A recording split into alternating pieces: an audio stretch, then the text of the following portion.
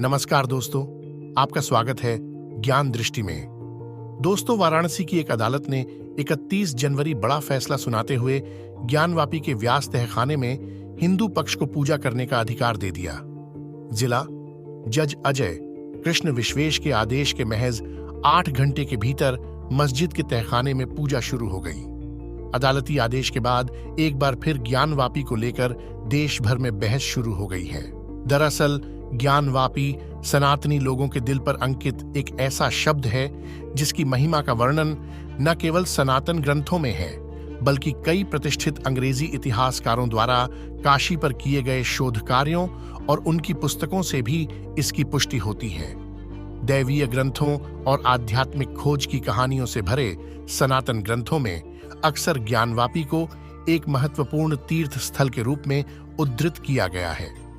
इसी तरह वाराणसी का अध्ययन करने वाले अंग्रेजी इतिहासकार भी इन ग्रंथों से सहमति जताते हैं। E.B. हैवेल और एडविन ग्रीव्स जैसे लेखकों ने ब्राह्मण के कुएं के किनारे बैठकर तीर्थ यात्रियों को पानी पिलाने का आकर्षक विवरण प्रस्तुत किया है। ज्ञानवापी का उल्लेख सनातन ग्रंथों में भी मिलता है। स्कंद पुराण के काशी खंड में कहा गया है कि ज्ञानवापी का निर्माण स्वयं भगवान शिव ने किया था। लिंग पुराण में 6 प्रमुख वापियों यानी कुओं का जिक्र है। पहली वापी ज्येष्ठा वापी है, दूसरी वापी है ज्ञानवापी। इसे ज्ञानवापी नाम इसलिए दिया गया क्योंकि यह भगवान शिव के आशीर्वाद से बनाई गई थी और इसका पानी पीने से भक्त प्रबुद्ध हो जाते हैं और सभी प्रकार का ज्ञान प्राप्त करते हैं।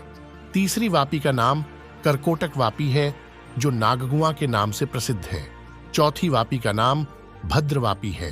पांचवी वापी शंखचूड़ वापी है और छठी वापी को सिद्ध वापी के नाम से जाना जाता है। E.B. हैवेल ने अपनी पुस्तक बनारस द सेक्रेड सिटी में ज्ञानवापी की उत्पत्ति के संबंध में 2 सिद्धांतों का जिक्र किया है। उनके अनुसार इस कुएं से जुड़ी किंवदंती ये है कि एक समय की बात है जब बनारस सूखे से पीड़ित था। 12 वर्षों तक बारिश नहीं हुई थी, जिसकी वजह से नगर की भयंकर दुर्दशा हो गई। अंततः एक ऋषि, जो महान हिंदू संतों में से एक थे, ने शिव का त्रिशूल पकड़कर उसे इसी स्थान पर धरती में गाड़ दिया। तुरंत पानी का एक झरना फूट पड़ा, जो पूरे शहर की परेशानी दूर करने के लिए पर्याप्त था। चमत्कार के बारे में सुनकर शिव ने कुएं में अपना निवास स्थान बना लिया और आज भी वहीं है। एक और किंवदंती और अधिक ऐतिहासिक आधार के साथ कहती है कि जब विश्वेश्वर के पुराने मंदिर को औरंगजेब ने नष्ट कर दिया था, तो एक पुजारी ने मूर्ति ले ली और उसे कुएं में फेंक दिया।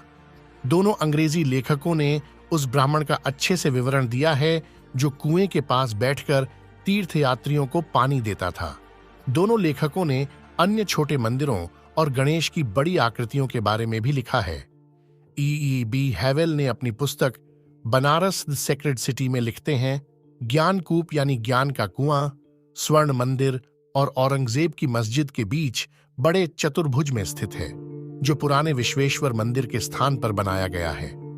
यह एक सुंदर सारासैनिक पिलर से ढका हुआ है, जिसे 1828 में ग्वालियर के दौलत राव सिंधिया की विधवा ने बनवाया था। पास में विशाल पत्थर से बना हुआ बैल, नंदी है। तीर्थयात्रियों की भीड़ को हमेशा देखने और अध्ययन करने के लिए बहुत कुछ मिलता है।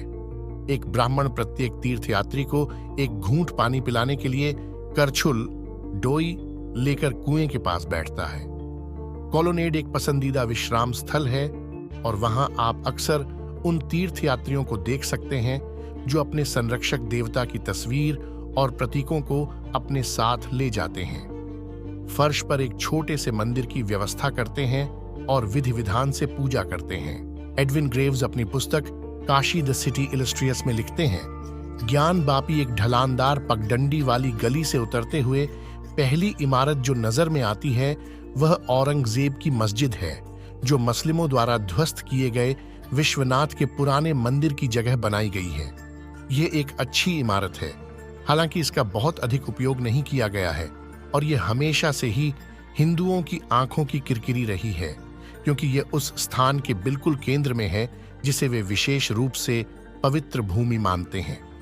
इसी जगह पर साल 109 में झगड़ा हुआ था जो विनाशकारी साबित हुआ। मस्जिद के पीछे और इसके आगे के भाग में संभवतः पुराने विश्वनाथ मंदिर के कुछ टूटे हुए अवशेष हैं। दोस्तों, आपका क्या कहना है इस बारे में? कमेंट में जरूर बताएं। मिलते हैं किसी और ऐसे ही जानकारी के साथ। तब तक के लिए नमस्कार।